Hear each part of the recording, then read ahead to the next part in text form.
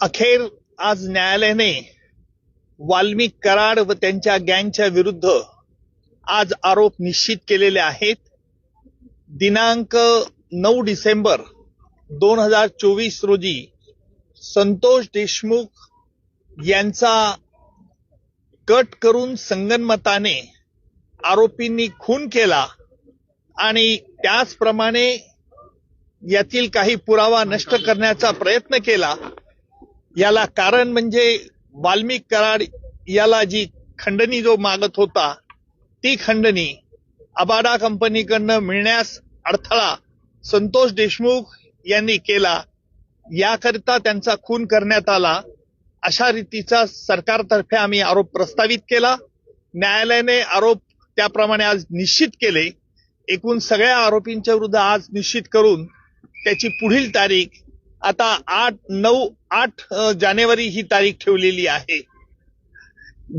आजही आरोपींतर्फे पुन्हा हे आरोपी निश्चितची सुनावणी लांबणीवर टाकण्याचा प्रयत्न झाला.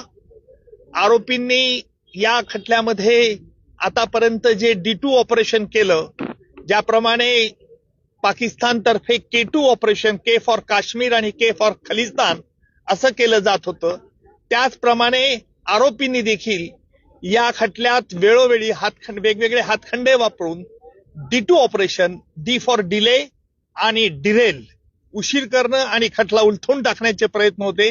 त्याला आज आरोप निश्चित झाल्यामुळे या प्रयत्नांना चाप बसलेला आहे आणि यापुढचं सुनावणी, यापुढे जी 9 तारखेला सुनावणी आहे त्यामध्ये सरकारतर्फे कागदपत्र ज्यांच्यावरती प्रॉसिक्युशन भिस्त ठेवत आहे ती कागदपत्र आरोपीला मान्य आहेत किंवा अमान्य आहे याच्याकरता विचारलं जाईल. त्याच्यानंतर साक्षीदारांची यादी दिली जाईल आणि प्रत्यक्ष पुराव्याचं काम लवकरच सुरू होईल.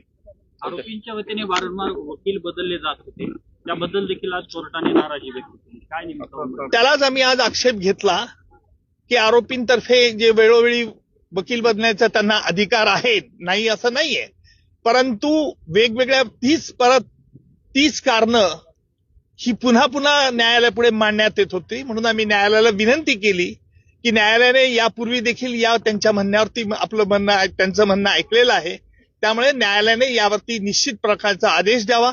त्याप्रमाणे निश्चितपणे आज न्यायालयाने प्रत्येक आरोपीला विचारलं, तुमच्या विरुद्ध हे आरोप ठेवण्यात आलेले आहेत. सगळे आरोप तुरुंगातच होते.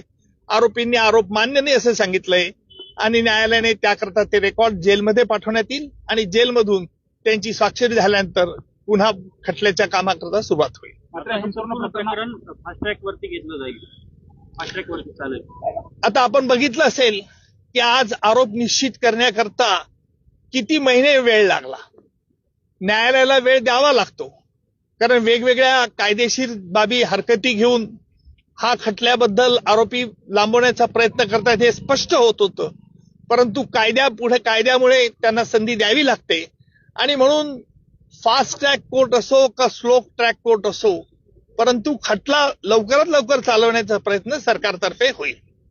मात्र मान्य कोर्टाबरोबरच हायकोर्टामध्ये देखील हे आरोपी गेलेले होते आणि तिथून देखील स्थगिती आणायचा प्रयत्न केला होता. स्टे मिळण्याच्या अनुषंगाने प्रयत्न करत होते. उच्च न्यायालयाने, माझ्या माहितीनुसार उच्च न्यायालयाने आरोपी निश्चितीसाठी कुठेही स्थगिती दिलेली नाही. त्यांनी काल तसा प्रयत्न उच्च न्यायालयात केला. उच्च न्यायालयाने त्यांना तोंडी नकार दिला.